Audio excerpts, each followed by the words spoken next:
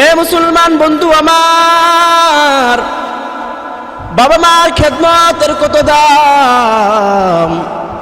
আল্লাহর নবী মুসা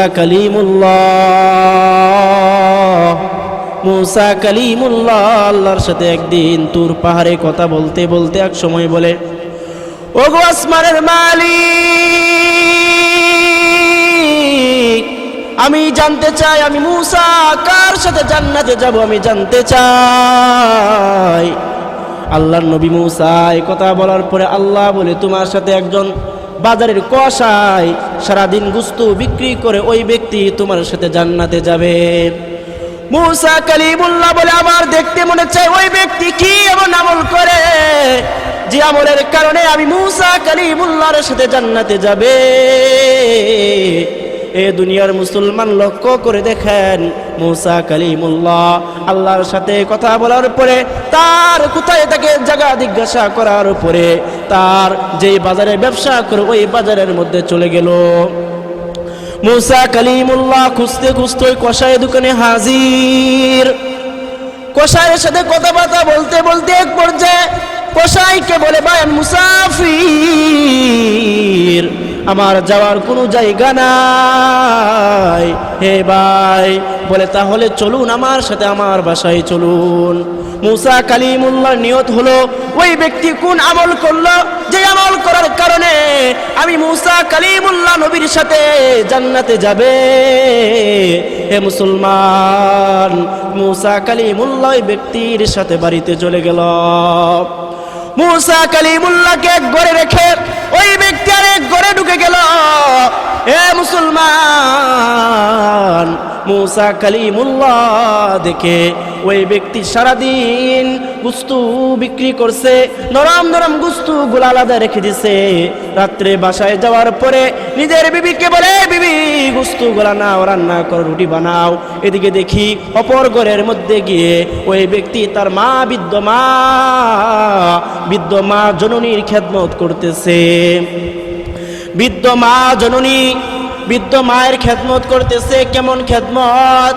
মায়ের প্রস্রাব পায়খানা সাফ করতেছে, নিজে সাফ করে মাকে গোসল দিয়ে তারপরে ভালো কাপড় মায়ের গায়ে পরিয়ে দিল।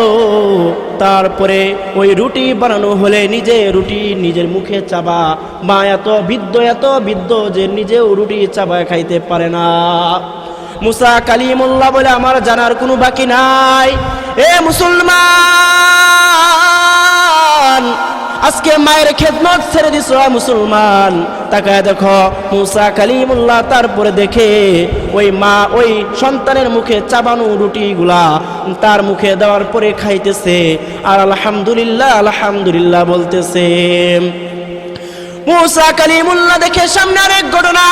ওই ব্যক্তি যখন নাকি খাওয়া শেষ করলো, তার মা আরশ আজিম মালিকের কাছে দুই হাত তুলে দোয়া করে, ওগো আসমানের মালিক, তুমি আমার সন্তানকে মুসা, এই জামানার নবী মুসা কালিমুল্লাহর সাথে জান্নাত নসিব করিয়া দিও। এ নবী মুসা অবাক হয়ে গেল।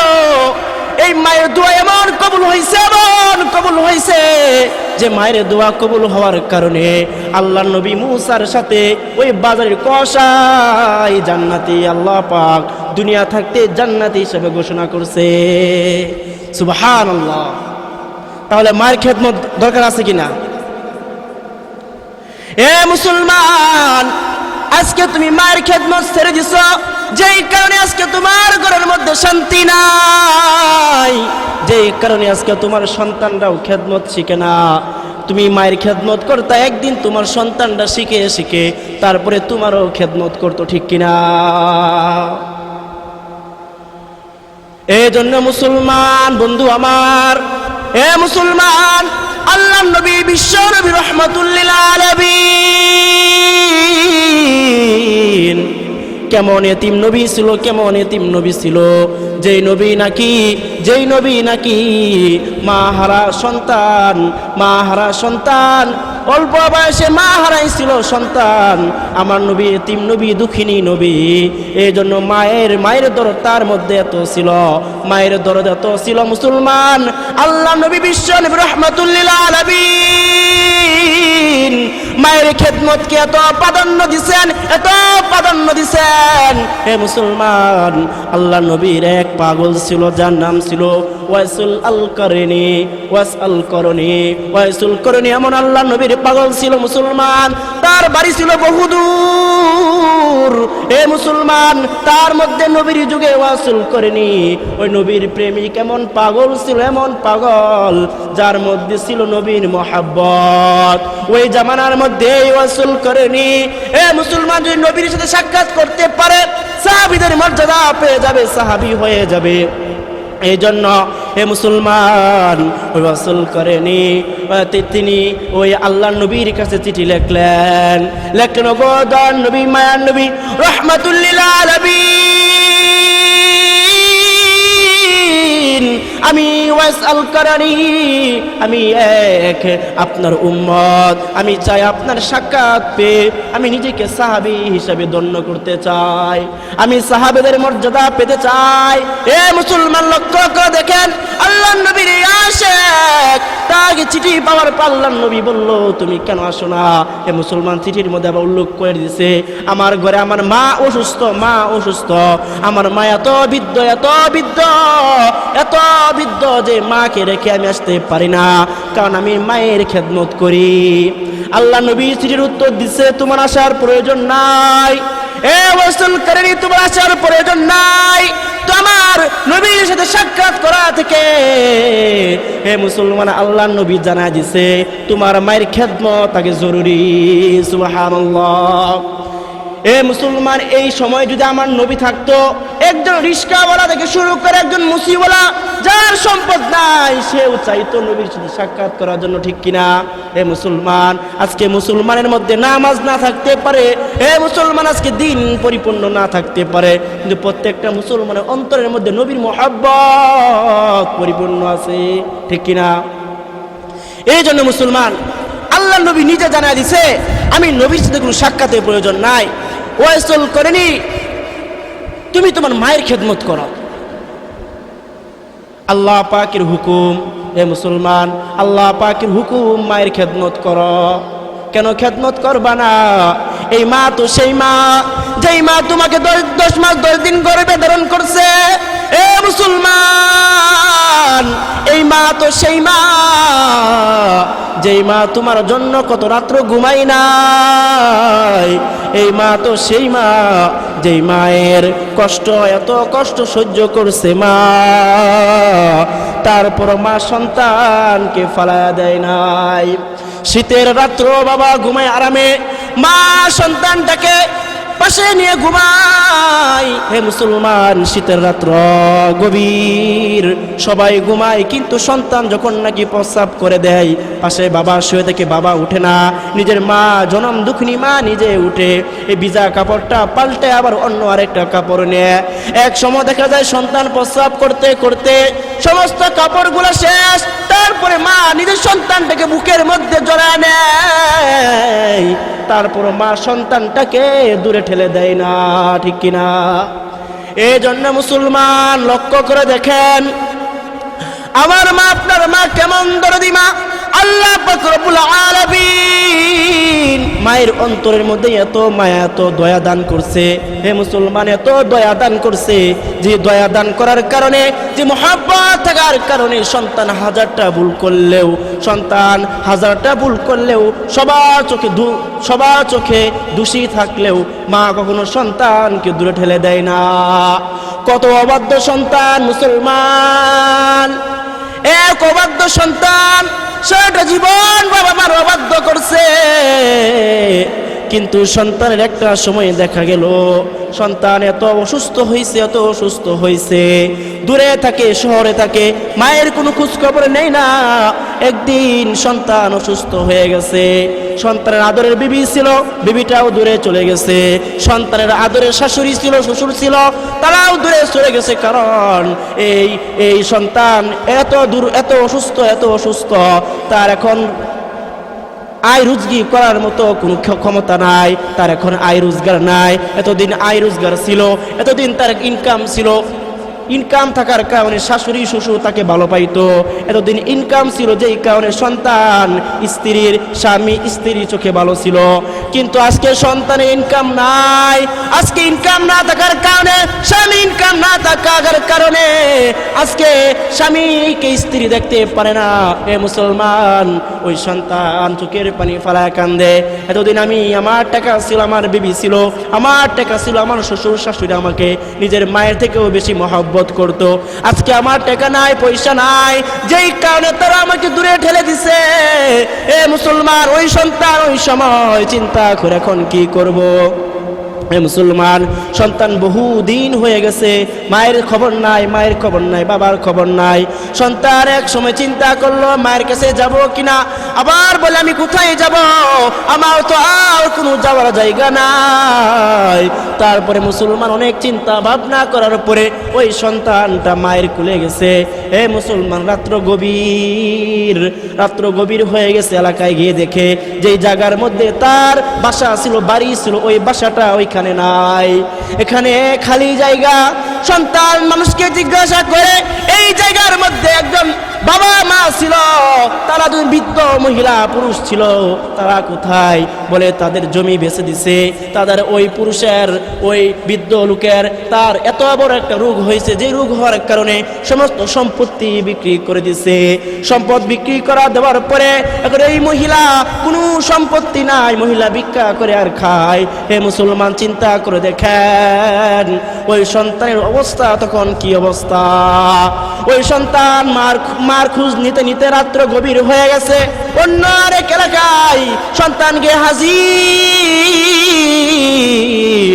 মায়ের ঘরের মধ্যে টুক্কা দেয়। এদিকে শুনে মা দুই হাত তুলে দোয়া করতেছে, ও আসমানের মালিক, আমার সন্তানকে আমার কুলে আর ফিরবে না, আমি আমার দুই চোখে দেখি না, আমি কি আমার সন্তানকে আমি আর ধরতে পারবো না। ওগো মালিক, আমি কি আর এইখানে আমার সন্তানের ডাক শুনতে পারবো না। এই মুসলমান যখন নাকি সন্তান ঘরের মধ্যে আওয়াজ দিছে, আওয়াজ, মা বলে ডাক দিছে, মা পাগল হয়ে গেছে। কিরে বাবা, কে? বলে মা আমি তোমার সন্তান। এই কথা বলার পরে মা ঘরের দরজা খুলে এখন এইভাবে হাতাইতেছে, বলে আমার সন্তান কোথায়? বলে বাবা এতদিন কোথায় ছিলি? এ বাবা এতদিন কোথায় ছিলি রে বাবা? তোর বাবা অসুস্থ হয়ে মারা গেছে, সমস্ত সম্পদ বিক্রি করে দিছি, এখন আমার কাছে আর কিছুই নাই। হে মুসলমান, ওই সময় মা সন্তানটাকে বুকে জড়ায়া ধরিয়া কাঁদে আর বলে রে বাবা আয় আয় আমার কুলে ফিরে আয়। এই জন্য বললো মুসলমান, সন্তান যতই ভুল করুক, মা বাবার কাছে হাজার ভুল করলেও যখন নাকি ফিরে আসে, ওই মা বাবার সন্তান, বিশেষ করে মা সন্তানের ভুলগুলো ক্ষমা করে নিজের সন্তানটাকে বুকে জড়ায় নেয়। আল্লাহ নবীর এক সাহাবী আল্লাহ নবীর দরবারে এসে হাজির। ওগো নবী, কার খেদমত করব বেশি? প্রথম বলে মার, আবার বলে ওগো নবী কার খেদমত করব? বলে মার, আবার বলে কার খেদমত করব? বলে মার। যখন নাকি আবার বলো কার খেদমত করব, তারপরে বলে বাবার। দেখছেন, আল্লাহ নবী নিজে পর্যন্ত হাদিসের মধ্যে বলে গেছেন মার খেদমত, মা বাবার খেদমত করতে হবে। আজকে সমাজের মধ্যে আমাদের সমাজ নষ্ট হয়ে গেছে। যাদের মা বাবা নাই তারা মা বাবার খেদমত কিভাবে করবে? হে মুসলমান, যার ঘরের মধ্যে মা বাবা আছে সে জন্য দুইটা জান্নাত আছে। নিজের মা বাবাকে খেদমত করে জান্নাত কামাই করে নাও। ওই সন্তান কত ভাগ্যবান, যেই সন্তানের ঘরে মা আছে বাবা আছে, ওই সন্তানটা নিজের মা বাবার খেদমত করে জান্নাত কামাই করতে পারছে। ওই সন্তানটা কত ভাগ্যবান, যে সন্তানটা ঘরে মা বাবা থাকার কারণে মা বাবার খেদমত করে তারপরে সে জান্নাতি হয়ে গেছে। একজন না আছে, মা আছে, বাবা নাই, বাবা আছে, মা নাই। হে মুসলমান, তোমার ঘরে একটা জান্নাত আছে, তুমি জেনে রাখো। হে মুসলমান, আল্লাহর গোলাম, ওই মা বাবা মায়ের খেদমত করে তুমি একটা জান্নাতের মালিক হতে পারবা। এটা কার কথা বলেন? আল্লাহ নবী পবিত্র জবানে বলে গেছেন, যার ঘরে মা আছে সে যেন মায়ের খেদমত করে, কারণ মায়ের পায়ের নিচে আল্লাহ পাক সন্তানের জান্নাত রাখছে, ঠিক কিনা? এই জন্য মুসলমান লক্ষ্য করে দেখেন, এ মুসলমান, আজকে যাদের মা ঘরে নাই, যাদের বাবা দুনিয়াতে বেঁচে নেয়, তারা কি করবে? এ মুসলমান, তারা কি করবে? তারা হলো মা বাবা কবরের মধ্যে আছে। এ মুসলমান, আজকে তুমি সম্পদের মালিক, আজকে তুমি বাড়ির মালিক, গাড়ির মালিক। এতদিন মা বাবা অনেক কষ্ট করে সম্পদ কামাই করে গেছেন, মা বাবা অনেক কষ্ট করে সম্পদ কামাই করে গেছেন। আজকে মা ঘরে নাই, বাবা ঘরে নাই, সন্তান কামাই করে কিন্তু মা বাবা খাইতে পারে না। এ মুসলমান, মা বাবা এতদিন ছিল, সন্তানের কামাই করার ক্ষমতা ছিল না। মা বাবা কষ্ট করে মেহনত করে লালন পালন করে সন্তানকে তারপরে দুনিয়া থেকে বিদায় হয়ে গেছে। হে মুসলমান, কত রাত্র পার হয়ে গেছে, মা নিজে খায় নাই, বাবা খায় নাই, সন্তানের জন্য কত খাবার নিয়ে আসছে। এ মুসলমান, লক্ষ্য করে শুনুন। এ মুসলমান, আজকে যেই মায়ের রেখে যাওয়া সম্পদ দিয়ে আজকে তুমি সম্পদওয়ালা, আজকে যেই মায়ের রেখে যাওয়া বাড়ি দিয়ে আজকে তুমি বাড়িওয়ালা, মা বাবার রেখে যাওয়া টাকা দিয়ে আজকে তুমি অর্থওয়ালা। এ মুসলমান, আজকে কারো মা কারো বাবা মসজিদের পাশে শুয়ে আছে, কারো মা কারো বাবা বাজারের তলে শুয়ে আছে, কারো মা কারো বাবা এ মুসলমান বাড়ির পাশে কবরস্থানে শুয়ে আছে। এ মুসলমান, এ মুসলমান, চিন্তা করে দেখো তোমার মা বাবা কোন হালতে আছে, তুমি একবারও জানতে চাও নাই? এ মুসলমান, আজকে তোমার বাবার রেখে যাওয়া সম্পদ কখনো তোমার বাবার মৃত্যুর পরে এগুলো কাজে আসে না। তোমার বাবার রেখে যাওয়া সম্পদ নিয়ে আজকে ভাই ভাইয়ে দ্বন্দ্ব, ভাই ভাইয়ে মারামারি করো, ভাই ভাই আজকে হিংসা করো। কিন্তু এইদিকে বাবা যে কবরের মধ্যে আছে, সন্তানের কোনো চিন্তা নাই। এ মুসলমান, আল্লাহর গোলাম, তাকাও আজকে তোমার মা বাবা কোন হালতে আছে, একবারও চিন্তা করলা না। আল্লাহ পাক বলে দুইজন ব্যক্তির দোয়া কখনো আল্লাহ পাক ফালায় না। একজন হলো সন্তানের জন্য মাতা পিতার দোয়া, আরেকটা হলো মাতা পিতার জন্য সন্তানের দোয়া। এই দুইটা দোয়া আল্লাহ পাক কখনো বিফলে দেয় না। এই জন্য মুসলমান তাকান। এ মুসলমান, ওই কবর কঠিন কবর, সাপ বিচ্ছুর ঘর, না জানি কার মা কার বাবা অন্ধকার আগুনের মধ্যে রাখছে, আগুনের মধ্যে রাখবে, আগুনের মধ্যে ফালাবে। আল্লাহ পাক যদি আমার উপর রাজি খুশি হয়ে যায়, আমি আগুনের মধ্যে থাকলে আমার কোনো দুঃখ নাই যে আল্লাহ আমাকে আগুনের মধ্যে ফালবে। এ আল্লাহ তো আমাকে দেখতেছে, ঠিক কিনা?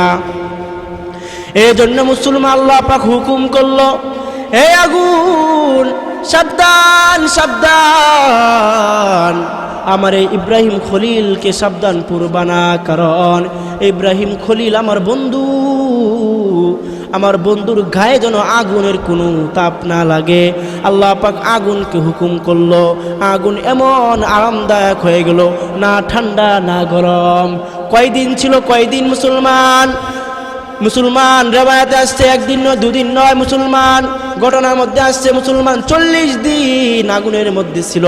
এত বড় আগুন ছিল মুসলমান, 40 দিন আগুনের মধ্যে পয়গম্বর ইব্রাহিম খলিলুল্লাহ ছিল। হে মুসলমান, পয়গম্বর ইব্রাহিম খলিলুল্লাহ যখন নাকি আগুন থেকে বাইরে হইল, হে মুসলমান নমরুদ অবাক, এত ভয়ঙ্কর আগুন কিভাবে ইব্রাহিমকে রক্ষা করতে পারল? এই জন্য মুসলমান, আল্লাহ নবী বিশ্ব নবী রহমাতুল্লিল আলামিন এমন ধৈর্য ছিল, আল্লাহ নবীদের মধ্যে এত ধৈর্য ছিল। মুসলমান, আল্লাহ নবীরা প্রত্যেক ধাপে ধাপে পরীক্ষা দিছে। আল্লাহ পাক এই নবীদের মাধ্যমে, পরীক্ষা নেওয়ার মাধ্যমে সমস্ত বান্দাদেরকে শিক্ষা দেয়া দিছে। এই জন্য মুসলমান তাকায় দেখেন, নবীরা যেখানে পরীক্ষা দিছে সেখানে বান্দা তো অবশ্যই পরীক্ষা দিতে হবে। আল্লাহ পাক আপনাকে বিপদ দেওয়া পরীক্ষা করবে, আল্লাহ পাক আপনার ঘরের মধ্যে বেশি অসুস্থ দেওয়া পরীক্ষা করবে, আল্লাহ পাক আপনার ঘরের মধ্যে অভাব দেওয়া পরীক্ষা করবে, আল্লাহ পাক আপনার ঘরের মধ্যে অভাব অনটন দুঃখ দেওয়া পরীক্ষা করবে। কিন্তু মুসলমান, পিছপা হওয়া যাবে না, আল্লাহর কাছ থেকে মুখ ফিরিয়ে নেওয়া যাবে না।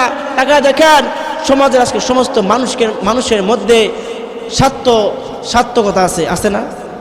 আজকে সমাজের সমস্ত মানুষের মধ্যে দুনিয়ার স্বার্থ ছাড়া কেউ কারো কাজ করে না। করে? বলেন তো, কেউ কারো স্বার্থ ছাড়া কাজ করে না। এই জন্য মুসলমান, ইয়া আইয়ুহাল্লাযীনা আমানুস্তাঈনু বিস-সাবরি ওয়াস-সালাহ, বান্দা তুমি সবরকারী বান্দা হয়ে যাও। এই ইমানদারেরা তোমরা সবরকারী বান্দা হয়ে যাও। সবরকারী বান্দা হওয়ার পরে এ বান্দা আমি আসমানের মালিক, বান্দা তোমাকে সাহায্য করব। মনে রাখবেন যেখানে বান্দার চেষ্টা শেষ, সেখান থেকে মালিকের মদদ শুরু। বলে সুবহানাল্লাহ। আল্লাহ পাক রব্বুল আলামিন বলেন, আমার কোন বান্দা যখন নাকি আমার দিকে এক হাত আগায় আসে, আমার রহমত বান্দার দিকে 2 হাত আগায়া যায়। সুবহানাল্লাহ। আমার বান্দা যখন নাকি আমার দিকে হেঁটে আসে, আমার রহমত বান্দার দিকে দৌড়ে যায়। এজন্য মুসলমান আল্লাহর গোলাম কোনো পিছপা হওয়া যাবে না, মুসলমান পেরেশান হওয়া যাবে না। কারণ ওয়াদা করছেন কে বলেন? আল্লাহ। বান্দা যতই বিপদে পড়ুক না কেন, বান্দা যতই মুসিবতে পড়ুক না কেন, বান্দা যত বিপদে পড়ুক না কেন, বান্দা যখন নাকি আমি মালিকের কাছে সবর ধারণ করবে, আমার বান্দা যখন নাকি আমাকে আমার উপর ভরসা রাখবে, আমি আসমানের মালিক ওই বান্দাকে বিপদ থেকে উদ্ধার করে নিব। এই জন্য মুসলমান নিজের মধ্যে চিন্তা ফিকির নিয়ে আসেন। দেখেন আজকে সমাজের মধ্যে আমরা যাই কিছু করি না কেন, এই সমাজ আমাকে আপনাকে স্বার্থ ছাড়া কেউ সাহায্য করে না। একমাত্র বিনা স্বার্থে বান্দাকে সাহায্য করে কে বলেন? আল্লাহ। সে আল্লাহর প্রতি আরো বেশি তাকুল হন, আল্লাহর মোহাব্বত অন্তরে তৈরি করেন। চিন্তা করে দেখেন, আজকে আপনি আছেন, এমনও হতে পারে কালকে ফজর হওয়ার আগে আপনার মৃত্যু হয়ে যেতে পারে। নামাজ ছাড়তেছি, আজকে আমরা সমাজের মধ্যে গুনাহের কাজের মধ্যে লিপ্ত হইতেছি। নিজেকে পরিবর্তন করেন। এই সমাজের মধ্যে থেকে যাই কিছু করেন না কেন, যত কাজ করেন, এই কাজের ফাঁকে যদি আল্লাহকে আপন না করতে পারেন, অন্তরের মধ্যে কবরের ভয় না ঢুকাতে পারেন, আল্লাহর উপর পরিপূর্ণ তাকওয়া না অর্জন করতে পারেন, এই দুনিয়া দিয়ে আপনার কোনো কাজে আসবে না। আল্লাহ পাক যেন আমাকে আপনাকে যে কথাগুলো বললাম শুনলাম উভয়কে আল্লাহ পাক আমল করার তৌফিক দান করেন। আমিন। ওয়া আখিরি দাওয়ানা আলহামদুলিল্লাহি রাব্বিল আলামিন।